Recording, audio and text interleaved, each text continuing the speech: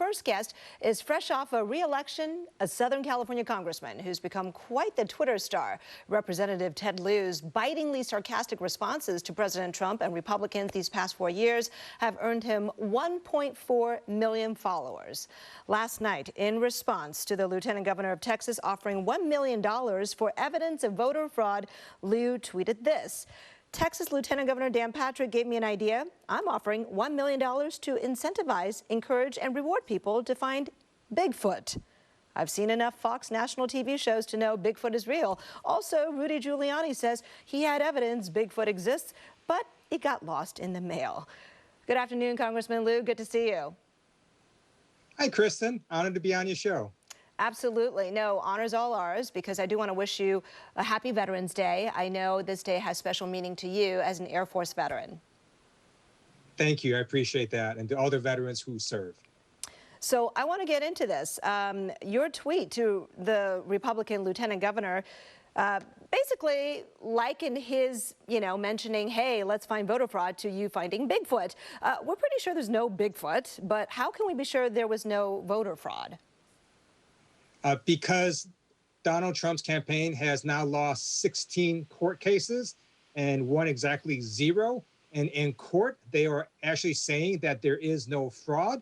What we're seeing right now is simply really an unwillingness to accept the presidential election. What happened is Joe Biden beat Donald Trump by more than 50,000 votes in Pennsylvania, more than 140,000 votes in Michigan, more than 5 million votes nationwide. This is not a close election. All right. And I know Democrats have made the point that there is a difference between some error, which happens in every election, and fraud. But if there's even just a tiny, teeny chance of error, however small the scale, what do you say to those who wish for a different outcome, who think, hey, let's just turn over every potential stone and be certain? Why the rush? Because it's known as a frivolous lawsuit. I'll give you an example. In Arizona, Joe Biden is beating Donald Trump by over 12,000 votes. So the Trump campaign filed this big case where they're challenging 200 votes. So even if they win that case, which they won't, they're still going to lose the election. I mean, this is like if you lost a basketball game by 46 points, and then you're mad because on the last shot, your opponent was awarded 3 points rather than 2 because his foot came close to the line. That's what we're talking about here, meaningless lawsuits. Donald Trump simply has to accept this defeat. Okay, and I have to point out that's exactly the kind of tweet that gets you a lot of attention when you put that out there like that. I should also ask you, this being Veterans Day, I want to ask that, the president has focused some of his attacks on ballots that have arrived after Election Day, and some veterans groups have said, hey, that really impacts those of us who are in the military serving our country. Can you explain that to our viewers? It sure does. So different states have different laws for when they will accept ballots. So North Carolina, for example, they will count ballots received after Election Day for over a week. In Pennsylvania, the Pennsylvania Supreme Court, so they'll go up to 3 days after Election Day.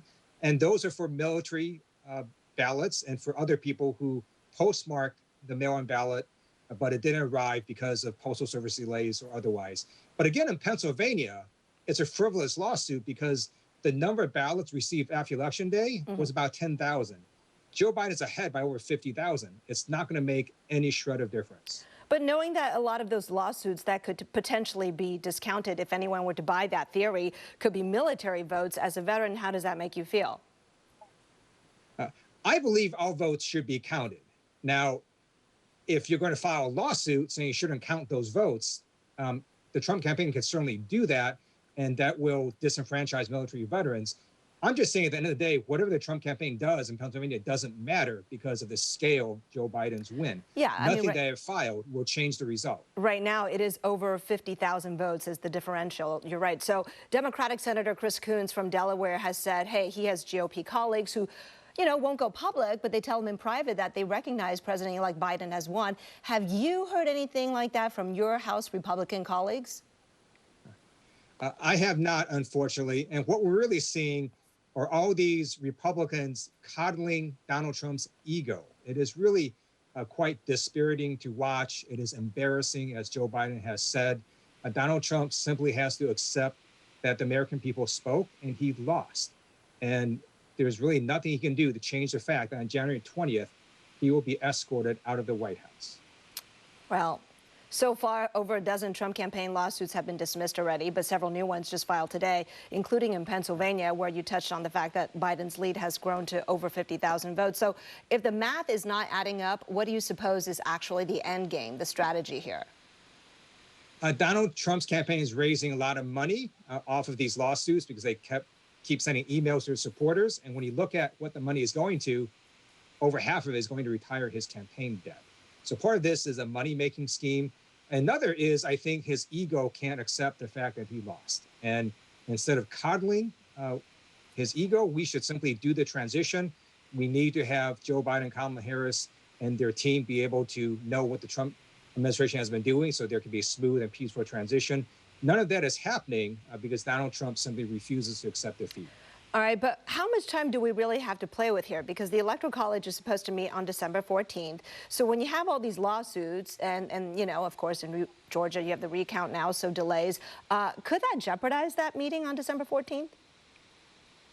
It shouldn't jeopardize anything because, again, all these lawsuits are pretty much being dismissed very quickly because courts actually require evidence. And the Trump campaign has still provided no evidence. And when the court dismisses that case, the higher courts aren't going to do anything or help Donald Trump because once the lower court judge makes a finding of fact, it's over, essentially. And so they can keep filing lawsuits, but it's just not going to change the result. Okay, I want to touch on this concern, especially here in the Bay Area. As you know, it's the bluest of the blue here in the Bay Area, and Biden carried most of the counties around here, 70 to 85% of the vote. There are people here worried about faithless electors who may not vote for the candidate they're bound to vote for. A conservative radio host suggested that plan here, and Donald Trump Jr. actually retweeted it. Are you concerned about that? I am not. Number one, the Supreme Court has said that you cannot do that. But second, in the states that are really upset about this, the deep red states, well, Donald Trump won those states. So those electors are already going to be voting for Donald Trump. And then the blue states that won, those states will be voting for Joe Biden. And then in these purple states, I have faith that electors are going to do what the popular vote in that state says to do. And there's no evidence that we have any faithless electors at this point.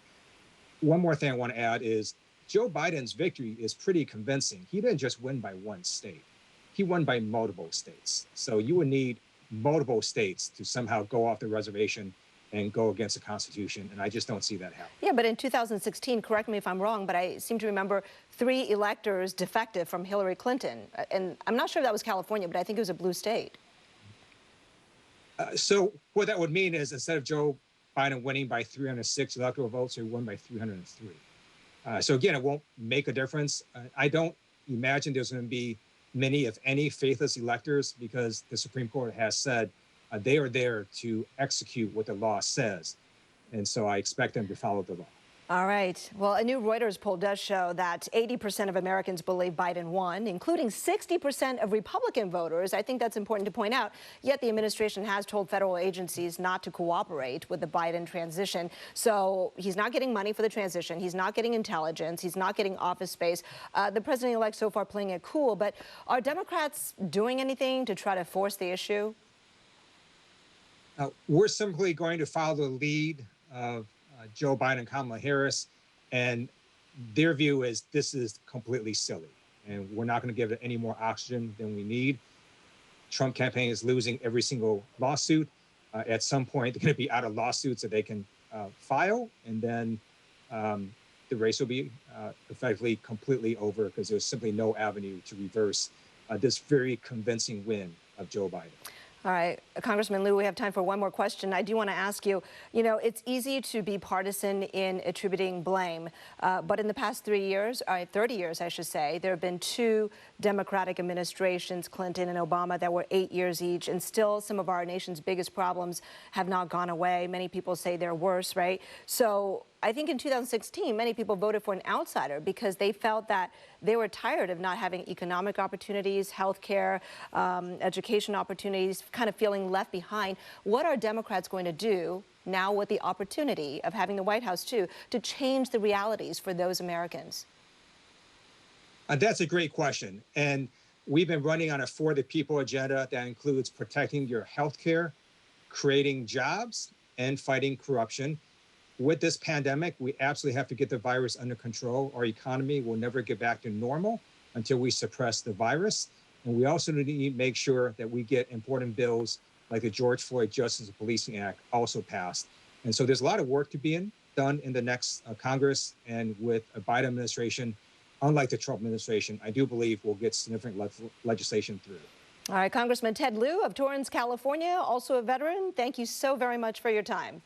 Good to talk with you. Thank you so much.